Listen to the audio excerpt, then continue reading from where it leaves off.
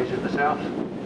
But as you start to move north, the fields get much smaller and narrower, the mountains much higher, the sides get very much steeper. And I think you can tell here that the sides of Crooked Arm are very steep, certainly in places. And it gives us some of the most attractive parts, the most impressive parts in terms of scenery anywhere in Doubtful Sound. Again, well sheltered from the wind in most directions here. We're coming into a patch of really calm water, so starting to get one or two little reflections around the edges. So a great place to get your cameras warmed up. Two little waterfalls over to the left, just temporary waterfalls.